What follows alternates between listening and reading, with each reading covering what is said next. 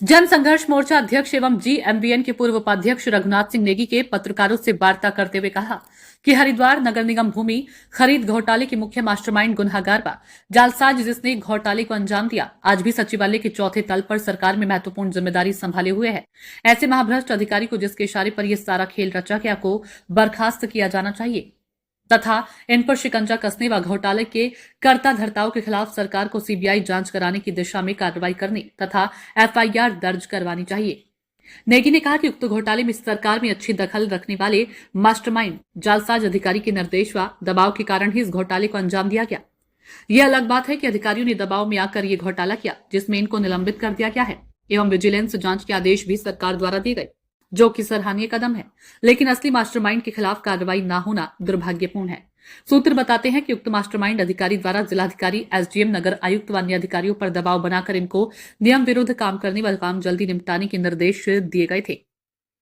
नेगी ने कहा कि सवाल इस बात का है कि उक्त अधिकारियों द्वारा कैसे कूड़े की ढेर से लगती हुई कई बीघा भूमि का लैंड यूज चेंज कर 14 करोड़ की भूमि 54 करोड़ में रातों रात खरीद ली गई है, जिससे सरकार को लगभग 40 करोड़ रुपए की चपत लगी। नेगी ने कहा कि वैसे तो उक्त घोटाले की जांच आईएएस अधिकारी रणबीर सिंह चौहान द्वारा की जा चुकी है, जिसके परिणाम स्वरूप कुल मिलाकर 12 अधिकारियों को निलंबित, सेवा विस्तार समाप्त किया जा चुका है। अब तक उक्त घोटाले में इन अधिकारियों के खिलाफ आर्थिक आपराधिक षड्यंत्र व भ्रष्टाचार निवारण एक्ट के तहत एफआईआर दर्ज होनी चाहिए थी, लेकिन नहीं हुई। नेगी ने कहा कि उक्त जालसाज अधिकारी के कुकर्मों का दंड ये अधिकारी भुगत रहे हैं जिनको निलंबित किया जा चुका है। उक्त जालसाज अधिकारी ने सरकार की छवि को धूमिल करने का काम किया।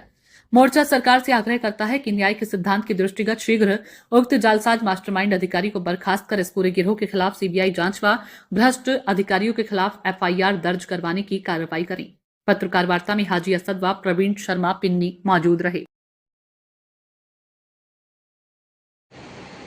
नेगी जी, हरिद्वार नगर निगम में एक भूमि घोटाला सामने आया था जिसमें कई अधिकारियों पर गाज गिरी, लेकिन इस पूरे प्रकरण में एक मास्टरमाइंड का भी नाम सामने आया था। उसको लेकर जांच अभी अधर में लटकी हुई है, तो उसको लेकर जनसंघर्ष मोर्चा क्या कहना है? नहीं, निश्चित तौर पे जो हरिद्वार नगर निगम भूमि घोटाला हुआ है और वो घोटाला सिर्फ और सिर्फ उस मास्टरमाइंड के इशारे पर हुआ है, उसके निर्देश पे हुआ है, जो आज भी चौथे तल पे बैठा हुआ है। ऐसा भ्रष्ट अधिकारी सरकार उसको संरक्षण दे रही है, उसको जांच के दायरे में न लेकर के निश्चित तौर पे ये एक तरह से जो प्राकृतिक न्याय का सिद्धांत है उसके खिलाफ है। हमारा कहना यह है कि जिस अधिकारी के निर्देश पे सारी पटकथा लिखी गई थी, लगभग 40 करोड़ रुपए की सरकार को चूना लगाने की योजना थी, लगाया भी गया था और रातों रात उस जमीन को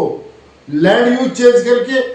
सारे घोटाले को अंजाम दिया गया। ऐसे अधिकारी के खिलाफ कार्रवाई होना निश्चित तौर पर दुर्भाग्यपूर्ण है। हमारा इसमें ये कहना है जनसंघर्ष मोर्चा का कि जो 12 अधिकारी थे जिनको निलंबित किया गया है, रणबीर सिंह चौहान जी की जो जांच कमेटी थी उसके आधार पे उनको निलंबित किया गया, जो उनका सेवा विस्तार था वो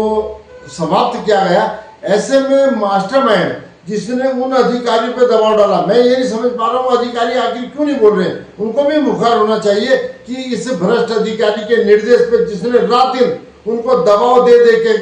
तो ये एक तरह से अनैतिक काम करा, एक तरह से ये पूरा फर्जीवाड़ा करा, उसको आज भी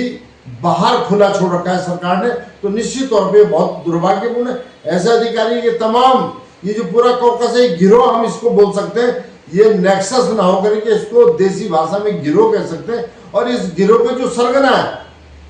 जो आज भी चौथे तल पे है, बहुत बड़ी भूमिका में पूरी सरकार को चलाने का काम कर रहा है, उस अधिकारी को बर्खास्त किया जाना चाहिए, क्योंकि ऐसा अधिकारी अगर इस प्रदेश के अंदर रहेगा निश्चित तौर पर प्रदेश में भ्रष्टाचार को बढ़ावा मिलेगा। हमारा इसमें फिर वही कहना है, इस पूरे प्रकरण की सरकार को सीबीआई जांच करानी चाहिए, जिससे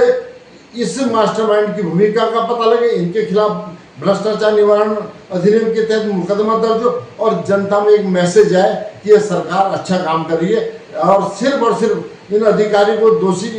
करार दिया, एक तरह से उनको निलंबित कर दिया, ये दुर्भाग्यपूर्ण।